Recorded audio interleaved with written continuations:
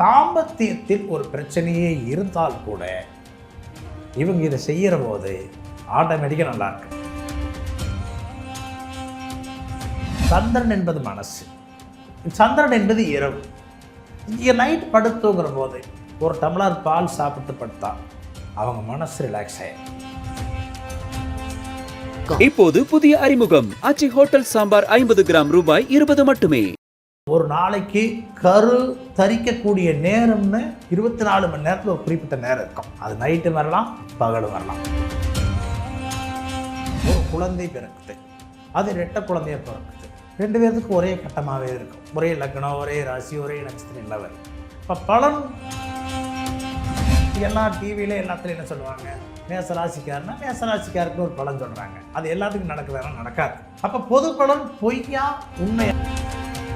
நாடி ஜோசி காண்டை எல்லாமே எங்கள் இடத்தே இருக்குது, வேற யாருக்கிட்டையும் இல்லை. வைத்தீஸ்வரன் கோயில் நாடி இருக்குது இல்லைங்களா, அது நாங்கள் தான். அது ஏன் அந்த நாடி எதை வச்சு எடுக்கிறோம்? கைரேகையை வச்சு எடுக்கிறோம். அப்போ இது எப்படி பிரித்து கணிதம் பண்ணி சொல்லணுங்கிறது பாரம்பரிய வள்ளுவர் குலத்திற்கு தான் தெரியும். ஒரு டாக்டர் ஸ்கேன் எடுத்து பார்த்து இப்படித்தான் நோயின்னு சொல்லுவார். நீங்கள் ஜாதகத்தை கொடுங்க, 5 நிமிஷத்தில் உங்கள் உடம்புல இந்த இடத்துல தான் நோய் இருக்குதுன்னு நான் சொல்லுவேன்.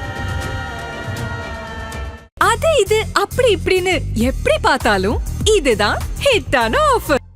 பக்தி கதைகள், பக்தி பாடல்கள் மற்றும் ஆன்மீக சொற்பொழிவுகள் மூலம் உங்கள் ஆன்மாவை தூய்மைப்படுத்துங்கள். இன்றைய ஆலய ஆப்பை டவுன்லோட் செய்யவும். ஆன்மீக கிளிட்ஸ் நேயர்கள் அனைவருக்கும் வணக்கம். இன்னைக்கு நம்மளோட டாக்டர் தமிழ் மாநில பாரம்பரிய வள்ளுவர் குல ஜோதிட சங்க பேராசிரியர் டாக்டர் KV ஸ்ரீ ரவிச்சந்திரா அவர்கள் தான் இணைஞ்சிருக்காரு. அவர்கிட்ட நிறைய விஷயங்கள் கேட்டு தெரிஞ்சுக்க போறோம். நிகழ்ச்சிக்கு போகலாம். சார் வணக்கம் மேடம். எல்லாருக்குமே இந்த காலத்தில் இந்த திருமண வாழ்க்கை பிரச்சனை மாதிரி மனத்தில் நிறைய குழப்பங்கள். இப்போ ஸ்ட்ரெஸ் அப்படின்றது 2 வயசு குழந்தை கூட சொல்ல தெரியாதாலும் அது கூட ஒரு ஸ்ட்ரெஸ்ஸில் இருக்குது அப்படின்ற மாதிரி சொல்லப்படுது. இந்த மனக்குழப்பங்கள் இருக்கிறதுனால சரி வர தூக்கம் இல்லை, இதனால் டிப்ரெஷன் அப்படின்ற ஒரு வார்த்தை ரொம்ப காமனாக இருக்குது. இந்த மாதிரியான ஒரு விஷயங்கள்லாம், இந்த மனக்குழப்பங்கள், அப்புறம் ஏதாவது ஒன்று சிந்திச்சுக்கிட்டே இருக்கிறது, இதனால் மனவியாதி அப்படின்றதெல்லாம் இப்போ ரொம்ப காமனாக இருக்குல்ல. இதெல்லாம் ஜோதிடத்தில் நீங்கள் பார்ப்பீங்களா? அதுக்கான பரிகாரங்கள்லாம் நீங்கள் சொல்லுவீங்களா? அருமையான பரிகாரம் இருக்குங்க. மனசு அப்படின்னா சந்திரன். சந்திரன்கிறது பால். சந்திரன் என்பது தாய், சந்திரன் என்பது மனசு, சந்திரன் என்பது பால். அதுதான் தாய்ப்பால் அப்படின்னு சொல்லுவாங்க. தாய்கிட்டேருந்து வரக்கூடிய எல்லா பொருளும் அந்த சந்திரனுடைய ஆதிக்கத்தில் வரும். ஒரு நாள் சந்திரன்னா ஒரு குழந்தைக்கு வாகனம், அதனால தான் அது 4ஆம் பாவமாக வச்சாங்க, வாகன பாவமாக வச்சாங்க. சந்திரன்னா மனை. ஒரு குழந்தையினுடைய வீடு எங்கேன்னா தாயினுடைய வயிறு தானே, அதனால தான் மனையாருன்னு வச்சாங்க. அப்போது சந்திரன் என்பது மனசு, சந்திரன் என்பது இரவு. இங்கே நைட் படுத்துங்கிற போது ஒரு டம்ளர் பால் சாப்பிட்டு படுத்தா அவங்க மனசு ரிலாக்ஸ் ஆயிடும். சார் இவ்வளோ சிம்பிளாக சொல்லி ரொம்ப சிம்பிளாக 100% சொல்ல முடியாது, ஒரு 50% கட்டாயமாக ரிலாக்ஸ் ஆயிடும். ஒரு 50% வச்சுருக்கவங்களுக்கு நல்லாவே ரிலாக்ஸ் ஆகும் இல்லையா? சூப்பர். எத்தனை வந்தாலும் தீராத பிரச்சனைன்னு ஒருவருக்கு இருக்குமே, ஆனால் அது அவருடைய பிராப்தம், அவருடைய கர்மா. நாம் ஒரு எளிமையாக பயன்படுத்திக்கிறதுக்கு தான் நம்ம சொல்கிறோம். பால் நல்லா சாப்பிட்டு படுத்தாங்கன்னா ஆட்டோமேட்டிக்காக அவங்களுக்கு நல்லாயிருக்கும். தாம்பத்தியத்தில் ஒரு பிரச்சனையே இருந்தால் கூட இவங்க இதை செய்கிற போது ஆட்டோமேட்டிக்காக நல்லாயிருக்கு. தாம்பத்தியத்தில் யாருக்கு பிரச்சனை வரும் அப்படின்னா, இப்போ பாருங்கள், ஒருத்தர் குழந்தை 16 வருஷமாக இல்லைங்கிறார்.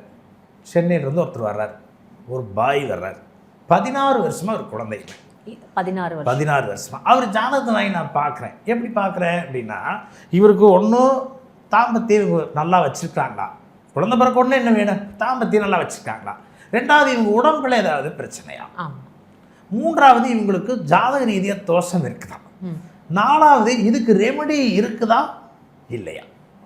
சிலது ரெமெடி இருக்கும், சிலது இல்லாத போகும், இருக்குத்தான் செய்யுது. அப்போ நாங்கள் என்ன தெரியுமா, அந்த 4ஐயும் பார்த்துட்டு அவருடைய ஜாதகத்தில் நான் சொல்கிறேன். என்ன சொல்கிறேன், நீங்கள் வேறு ஒன்றும் இல்லைங்க, ஒரு நாளைக்கு கரு தரிக்கக்கூடிய நேரம்னு 24 மணி நேரத்தில் ஒரு குறிப்பிட்ட நேரம் இருக்கும். அது நைட்டு வரலாம், பகலும் வரலாம். அப்போ நான் என்ன சொல்கிறேன், அவருக்கு உங்களுக்கு நீங்கள் பகல் வேளையில் 11 மணிக்கு மேலே 12 மணிக்குள்ளார நீங்கள் கல்யாணம் முடிச்சு 16 வருட காலத்துக்குள் உங்களுக்குள் ஒரு சில நிலைகள் நடந்ததில்லை. இது ஒரு பொது வெளியில் போகிறதுனால நான் கொஞ்சம் அரசி சொல்கிறேன். ஒரு சில விஷயம் நடந்ததில்லை. ஆக நீங்கள் இதை கொஞ்சம் நான் சொல்கிறேன் இந்த நேரத்தை நீங்கள் பயன்படுத்துங்க அப்படி சொல்கிறேன். ஒன்றும் இல்லைங்க, ஒரு 20 நாள் தான், 20 நாள் அவங்களுக்கு கருத்தரிச்சிருச்சு. அவர் வேணால் இந்த இந்த இந்த தொலைக்காட்சியில் வேணால் அடுத்த தடவை வரும்போது கூட்டிகிட்டு வந்து உங்களுக்கு அறிமுகப்படுத்தி வைக்கிறேன். அருமையாக இருந்துச்சுங்க. இது எங்களுக்கே பெரிய ஆச்சரியம். இது ஒரு சம்பவம் 16 வருஷம், இந்த மாதிரி 4 வருஷம் 5 வருஷம் இப்படியெல்லாம் இருக்கும், தடையாகி போயிட்டுருக்கோம். இங்கேருந்து டாக்டர்கிட்ட போகிறாரு. டாக்டர்கிட்ட போனால் அவர் என்ன சொல்லுவார், இப்போ ஆணுக்கும் உயிர் அணு சக்தி இருக்குதா இல்லையான்னு செக் பண்ணுவார். சக்தி கம்மியாக இருக்குது அப்படின்னா அதுக்கு ஒரு சத்து மாத்திரை கொடுத்து முடிச்சிடுவார். அதே ஒரு பெண்ணு போகிறாங்க, போய் கேட்டால் அந்த பெண்ணுக்கு பார்ப்பாங்க, பார்த்துட்டு கர்ப்பப்பையில் வந்து ஒரு நீர் கட்டி இருக்குது, அப்போ இந்த நீர் கட்டி ரிமூவ் பண்ணணும்னு சொல்லுவாங்க. இல்லைன்னா இன்னொன்று என்ன சொல்லுவாங்க, ஒரு சத்து மாத்திரை கொடுப்பாங்க. இதுதான் நடந்துட்டுருக்கு. நாங்கள் யார் அப்படின்னா, நானாருன்னா மெடிக்கல் அஸ்ட்ராலஜி, மருத்துவ ஜோதிடர். என்னுடைய சாஃப்ட்வேர் நான் காட்டுற பாருங்க, பூராமே நீங்கள் உங்கள் ஜாதகத்தை போட்டால், உங்கள் ஜாதகத்தை போட்டு நல்லா முறைய சொல்கிறேன். ஒரு டாக்டரோ, நான் யாரையும் குறை சொல்லணும்னு நான் சொல்கிறேன், ஒரு டாக்டர் ஒரு ஸ்கேன் எடுத்து பார்த்து இந்த நோயின்னு சொன்னதுக்கு பின்னாடி ஸ்கேன் எடுத்து பார்த்து இப்படித்தான் நோயின்னு சொல்லுவார். நீங்கள் ஜாதகத்தை கொடுங்க, 5 நிமிஷத்தில் உங்கள் உடம்புல இந்த இடத்துல தான் நோய் இருக்குதுன்னு நான் சொல்லுவேன்.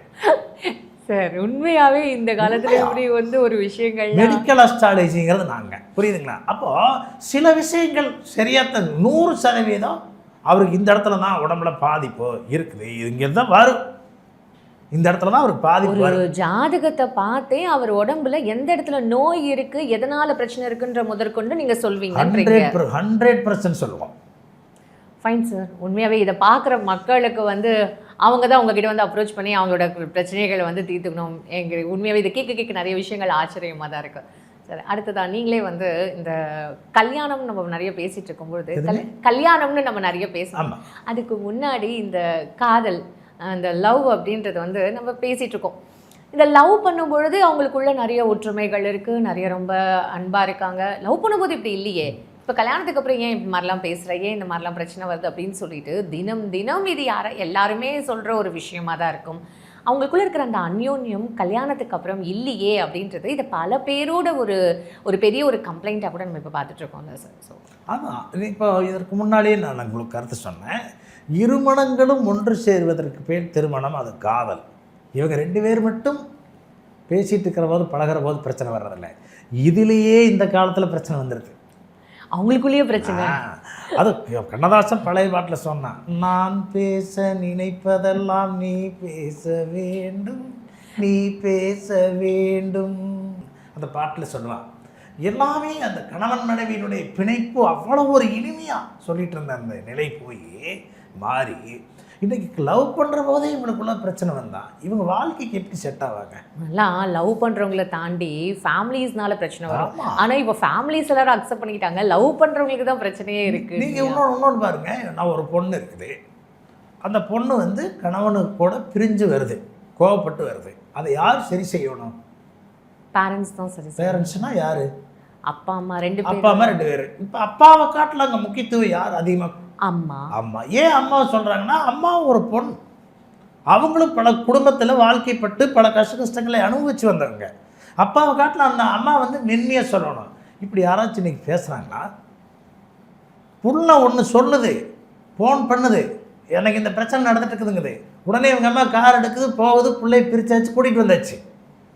இதெல்லாம் இந்த காலத்தில் இருக்குது. இப்படி நிறைய நடந்துட்டு இருக்குது. நாம் எல்லாத்தையும் சொல்ல முடியாது. அந்த காலத்தில் என்ன பண்ணுவாங்க, அந்த மாதிரி நிறைய கேசஸ் வந்திருக்காங்க, அதுதான் வருது. அந்த காலத்தில் என்ன பண்ணுவாங்கன்னா, ஒரு பொண்ணு கோவிச்சுட்டு அவங்க அப்பா வீட்டுக்கு போச்சுன்னா அவங்க அப்பா என்ன சொல்லுவார், நீ எதுக்கு இங்கே வந்த, உனக்கு இங்கே வீட்டுக்குள்ளே வேலை இல்லை, நீ முதல்ல ஓடி போயிரு வந்த வகையில் சொல்லுவார். காரணம், பிள்ளை சண்டை கட்டிட்டு வரக்கூடாது, என் பொண்ணு நீ சந்தோஷமாக நீ வா, நீ என்ன வேணும் செய்யு, நீ சண்டை கட்டிட்டு ஒரு புருஷன் 1000 சொன்னா அதை கேட்டுத்தான் தீரணும்னு சொன்ன காலம் அந்த காலம். இன்றைக்கி அப்படி இல்லையே. இது ஒரு மிகப்பெரிய ஒரு சங்கடம். அப்போ கணவன் மனைவியினுடைய வாழ்க்கையில் ஒரு பிரச்சனை, அன்னைக்கு ஒரு பிரச்சனை வந்துடுது, இந்த பொண்ணு ஒரு லெட்ரு போடு, இந்த லெட்ரு போய் அவங்க அப்பாவுக்கு சேர்றதுக்கு 4 நாள் ஆகுது, 4 நாள் 5 நாள் கழித்து அவங்க அப்பா வந்து இங்கே பார்க்க வரதுக்குள்ளே இங்கே கணவன் மனைவி ராசி ஆயிடுவாங்க. இவங்க 2 பேரும் சந்தோஷமாக ஹாப்பியாக உட்காந்துருப்பாங்க. அவர் அங்கேருந்து வந்தவர் என்ன பண்ணுவார், வர்றபோதே ஒரு தீனி ஒரு ஸ்நாக்ஸ் வாங்கிட்டு வந்து கையில் கொடுத்து போட்டு, எதுக்கு பிள்ளை ஏதோன்னு கேட்டிருப்பான், அது வாங்கி கொடுக்க முடியலன்னு காசு இல்லைன்னு இருந்திருப்பாங்க, இந்த ஒரு 10-200 பணத்தை கொடுத்து போட்டு அவர் ஷார்ட் போட்டு ஒரு நல்ல ஆறுதலான ஒரு வார்த்தையை சொல்லி போட்டு போயிடுவார். இது குடும்பமாக இருந்துச்சு. இன்றைக்கி அப்படி இருக்குதுங்களா? ஒரு சின்ன பிரச்சனைனா கூட ஃபோன் வந்துடுது, சண்டை வந்துடுது. நீங்கள் ஒன்றும் இல்லைங்க. இந்த காலத்தில் உண்மையாலுமே மிகப்பெரிய பயம் என்னென்னா, இந்த நிகழ்வை பார்த்து கொண்டிருக்கக்கூடிய அத்தனை பெற்றோர்களுக்கு இது நல்லாவே தெரியும். நானும் குழந்தைகளை வச்சுக்கிறேன், இங்கே இதை பார்க்குறவங்க எல்லாருமே வச்சுருக்காங்க, நல்லாவே தெரியும். இன்றைக்கி எப்படி பையனையும் பிள்ளையை கல்யாணம் பண்ணி வச்சு சேர்க்கறதுன்றது. இவங்க 2 பேரும் சேர்ந்து வாழ வைக்கிறதுக்குள்ள பெரிய பிரச்சனைங்க. கல்யாணம் பண்ணிடுறது கூட இந்த காலத்துல பிரச்சனை இல்லை சார். அது கல்யாணம் பண்ணி அவங்க வாழறது அப்படின்றது தான் இப்போ ரொம்ப பெரிய கவலையா இருக்கு அப்படின்னு. கண்டிப்பாக அதெல்லாம் ஒன்றும் வராது. நீங்கள் இன்னொன்று பாருங்க, எந்த குடும்பத்துல எல்லாம் சம்மந்தி சண்டை வருது அப்படின்னா, ஒரு கல்யாணம் முடிச்சு 1 வருஷத்துக்குள்ளார சம்மந்திகளுக்குள்ள சண்டை வந்துடுது. காரணம் என்ன? காரணம் என்ன? அவர் பேசுறது இவருக்கு பிடிக்கிறது இல்லை, இவர் பேசுறது அவருக்கு பிடிக்கிறது இல்லை. அப்படின்னா என்னன்னா எதிர்பார்ப்பு அதிகம்னு அர்த்தம். இருப்பதை வைத்து திருப்தி அடைவது ஒரு விதமான நிலை. இதெல்லாம் உண்மையாவே இதெல்லாம் பார்க்குற மக்களுக்கு ஒரு பெரிய ஒரு அட்வைஸாக கூட நம்ம சொல்லலாம். நம்ம ஜாதக ரீதியாக எதுதான் சொல்ல முடியும். நீங்கள் ஜாதகத்தை கொண்டது கொடுத்து போட்டு அப்புறம் எங்கே வரும்போதே நம்ம ஃபஸ்ட்டே சொல்லிடுவேன். ஜாதகத்தை பார்த்ததுமே பாருங்கள், உங்கள் பொண்ணு ஜாதக ரீதியாக 2ல் செவ்வாய் ராகு இருக்குது. 2ஆம் இடங்கிறது வாக்கு, ராகுங்கிறது சேர்றது. உங்கள் பொண்ணு யாரையும் அனுசரித்து பேசுகிற பழக்க வழக்கம் உங்கள் பொண்ணுக்கிட்ட இல்லை. உண்மையா இல்லையா? ஆமாங்க, பிடிவாதமாக தான் பேசு. அப்போ நீங்கள் கட்டி கொடுக்குற இடத்துலையும் போய் பிடிவாதமாக பேசணும், ஏற்றுப்பானா? அப்போ நீங்கள் போய் அங்கே போய் என் பிள்ளை அதாச்சா இதாச்சா நல்ல பிள்ளைன்னு நல்லா நியாயம் பேசக்கூடாது. ஏதோ சண்டையாக வந்தாலும் 1 நாள் 2 நாள் வச்சுட்டு மறுபடியும் நீங்களே கொண்டு விட்டு, மாப்பிள்ளை நீங்கள் மன்னிச்சுங்க, நீங்கள் அதை பார்த்துக்கிற அவரை நீங்கள் அட்ஜஸ்ட்மெண்ட் பண்ணுங்க, மாப்பிள்ளையை நீங்கள் கரெக்ட் பண்ணுங்கள், பொண்ணு அப்புறம் ஆட்டோமேட்டிக்காக சரியாயிடும். நீங்கள் மாப்பிள்ளைன்னு பார்க்காதீங்க, மகனாக பாருங்க அப்படின்ற மாதிரி. அவ்வளோதான் நான் சொல்லிட்டு இருக்கிறேங்க. இதை கேட்டு எடுத்துக்கிட்டா ரொம்ப நல்லது. இப்போது இந்த ட்வின்ஸ் பிறக்கிறாங்க, அப்போது ஒரே நேரத்தில் அந்த குழந்தைகள் பிறக்கும் பொழுது, ஆனால் அவங்க 2 பேருக்குமே வேறு வேறு ஒரு ஜாதக அமைப்பு இருக்குது, அவங்களுக்கு கூட இந்த விரல் ரேகை கூட வேறு வேறு இருக்கும் அப்படின்னு தான் சொல்கிறாங்களே. அதை நீங்கள் எப்படி கணக்கு பண்ணுவீங்க சார்? இப்போ நாங்கள் என்ன அப்படின்னா, ஒரு குழந்தை பிறக்குது, அது 2 குழந்தைய பிறக்குது அப்படின்னா 2 பேர்த்துக்கு ஒரே கட்டமாகவே இருக்கும், ஒரே லக்னம், ஒரே ராசி, ஒரே நட்சத்திரம் எல்லாம் வரும். அப்போ பலன் இப்போ பொதுவாக இந்த எல்லா டிவியில் எல்லாத்துலையும் என்ன சொல்லுவாங்க, மேசராசிக்காரனா மேசராசிக்காருக்குன்னு ஒரு பலன் சொல்கிறாங்க. அது எல்லாத்துக்கும் நடக்குதுன்னா நடக்காது, 100% நடக்காது. வச்சுக்கல, இது இன்றைக்கி ஒரு விளம்பரமாக போச்சு. அதை நாம் தவறுன்னு சொல்ல முடியாது. மக்கள் அதை ரொம்ப எதிர்பார்க்குறாங்க, விரும்புகிறாங்க. அப்போ நம்ம அதை செய்கிறோம். விரும்பல எங்கேயாவது இடத்துல நமக்கு ஏதாவது ஒரு நல்ல விஷயம் கேட்க மாட்டோமா? கரெக்டு, ரொம்ப கரெக்டு. அப்போ இதை செஞ்சுருப்பார், இவ்வளோதான் உண்மை. ஆனால் உண்மை என்ன அப்படின்னா, அதெல்லாம் இப்போ ஒரு குழந்தை பிறக்குது அப்படின்னா, ஒரு குழந்தை பிறக்கிற அதே நேரத்தில், இப்போ ஜெயலலிதா அம்மா பிறந்தாங்க, அதே நேரத்தில் எங்களுக்கு 3 ஜாதகம் இன்னும் கையில் நான் வச்சுருக்கேன். அவங்க இன்னும் உயிரோடு இருக்கிறாங்க. ஜெயலலிதா அம்மா பிறந்த அதே தேதி, அதே நேரம், அதே லக்னம், அதே நட்சத்திரம் எல்லாம் இருக்குது. 3 பேர் இன்னும் உயிரோடு இருக்கிறாங்க. அம்மா இன்றைக்கி இல்லை. அப்போ இது என்ன காரணம்? அப்போ பொது பலன்னு சொல்கிறதுல இங்கே தப்பு வருமா வராதா? வரும், கட்டாயம் வரும். அப்போ பொது பலன் பொய்யா உண்மையானா 100% பொய். புரியுதுங்களா? பொது பலன் என்பது பொதுவாக பார்க்கப்படக்கூடிய ஒரு சில கருத்தை தவிர, அவங்களுடைய எப்படிங்க ஒரு ஆப்ரேஷன் பண்ணணும்னா உங்கள் ரத்தத்தை டெஸ்ட் பண்ணி ஆப்ரேஷன் பண்ணுறதா, இன்னொருத்தர் ரத்தத்தை டெஸ்ட் பண்ணி ஆப்ரேஷன் பண்ணுறதா? இதுவே உண்மையாகவே ரொம்ப ஷாக்கிங்காக இருக்குது. அப்போது நீங்கள் சொன்னீங்க இல்லையா, இப்போ அவங்களோட ஜாதகத்தில் இருக்கிற அந்த 3 பேர் இப்போ இல்லை இருக்காங்க, இவங்க மட்டும் இல்லை அப்படின்னா அதுக்கு என்ன சார்? அதுதான் காரணம். இங்கே நல்லா பாருங்கள், 8 தாமரை இலையை அடுக்குவோம். 8 தாமரை அடுக்கி ஒரு ஊசி குத்தனா ஒரு தாமரை இலையிலிருந்து இன்னொரு தாமரை இலைக்கு வர்ற டிஸ்டன்ஸ் இருக்குது பாருங்க.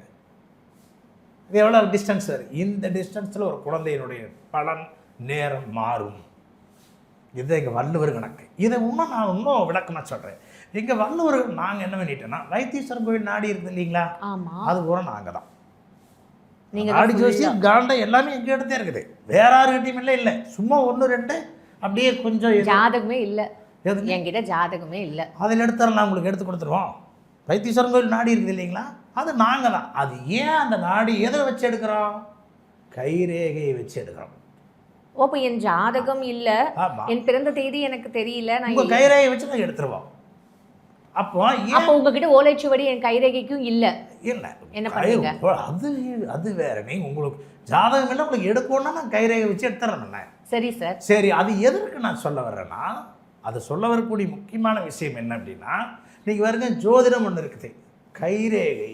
இப்போ ஜெயலலிதா அம்மா பிறந்தாங்க, அதே டயத்தில் 3 பேர் பிறந்தாங்க. ஒவ்வொருத்தர் ரேகை வேறு இருக்குமே இருக்காதா? ஆமாம். இந்திய அரசாங்க சட்டத்தில் கைரேகை என்பது ஒருத்தருக்கு மட்டும்தான் வரும். ஆனால் ஜாதகம் 10 பேருக்கு பேர், 100 பேருக்கு பேர், எல்லாத்துக்கும் வரும். அப்போது இது எப்படி பிரித்து கணிதம் பண்ணி சொல்லணுங்கிறது பாரம்பரிய வள்ளுவர் குலத்திற்கு தான் தெரியும். புரியுதுங்களா?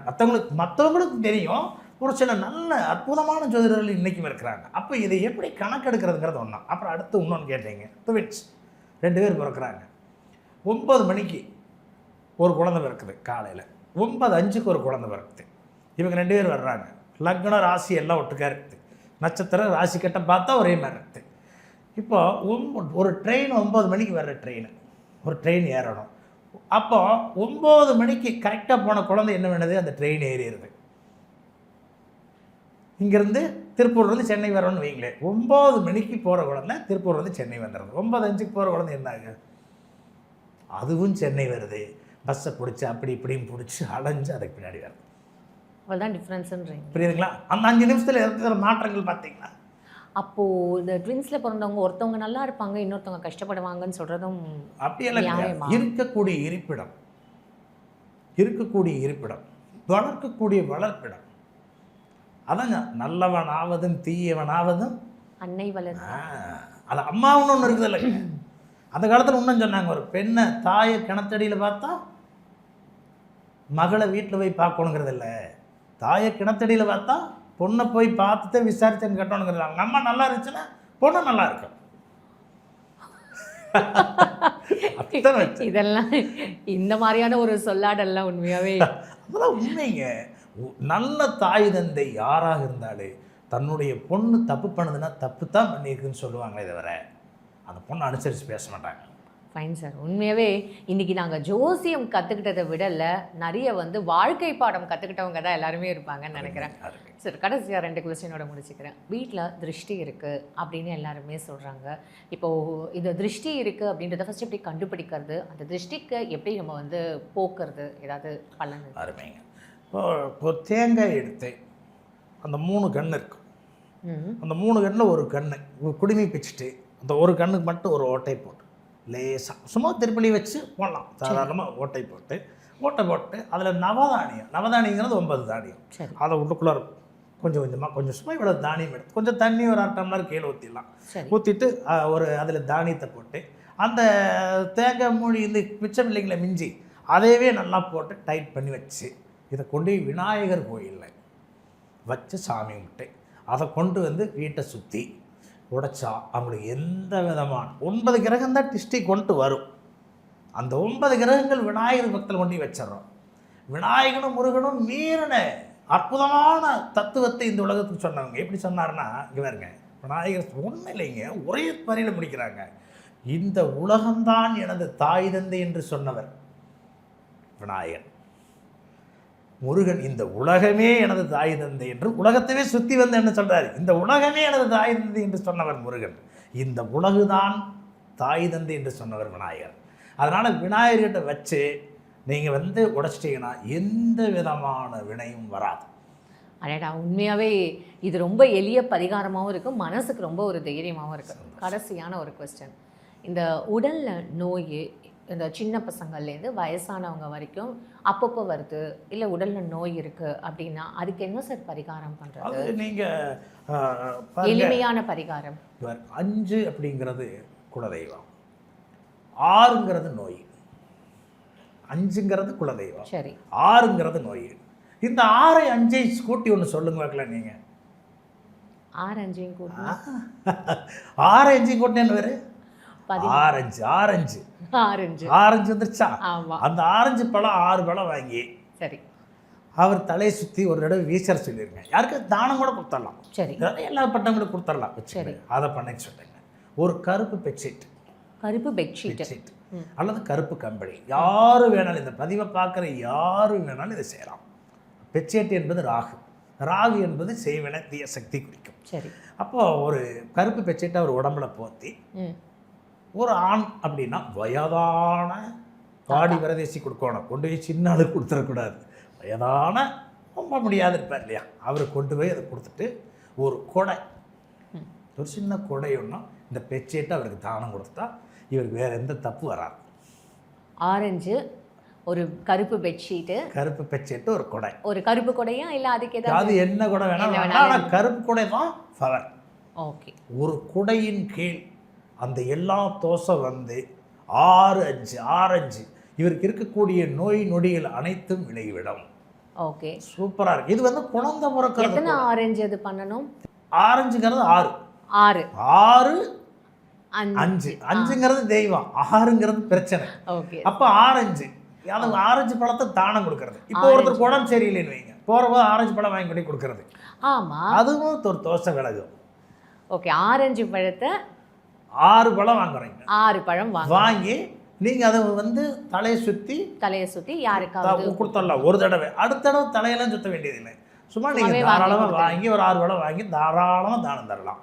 அப்படி கொடுத்தாலே அவங்களுக்கு ஒரு விட்டமின், பிகாம்லெஸ் டேப்லெட் சாப்பிட்ட மாதிரி, நியூரோபென் சாப்பிட்ட மாதிரி இருக்கும் வச்சுக்கலேன். Fine sir. சார், உண்மையாகவே இன்னைக்கு ஜோதிடங்கள் நாங்கள் கற்றுக்கிட்டதை விடல, வாழ்க்கை பாடத்தை கற்றுக்கிட்ட மாதிரி தான் இருக்குது. உண்மையாகவே என்னோட சேர்ந்து இந்த மக்களும் வந்து அதை ஆமோதிப்பாங்கன்னு நான் நினைக்கிறேன். ஒவ்வொரு கேள்விக்கும் ரொம்ப சிறப்பாக மட்டும் பதில் இல்லாமல் வாழ்க்கை பாடத்தை ரொம்ப அழகாக எங்களுக்கு சொல்லி கொடுத்துருக்கீங்க. உங்கள் நேரத்துக்கு ரொம்ப நன்றி. மிக்க மகிழ்ச்சி, வணக்கம். பக்தி கதைகள், பக்தி பாடல்கள் மற்றும் ஆன்மீக சொற்பொழிவுகள் மூலம் உங்கள் ஆன்மாவை தூய்மைப்படுத்துங்கள். இன்றைய ஆலய ஆப்பை டவுன்லோட் செய்யவும். அது இது அப்படி இப்படின்னு எப்படி பார்த்தாலும் இதுதான் ஹிட்டான ஆஃபர். இப்போது புதிய அறிமுகம் ஆச்சி ஹோட்டல் சாம்பார் 50 கிராம் ரூபாய் 20 மட்டுமே.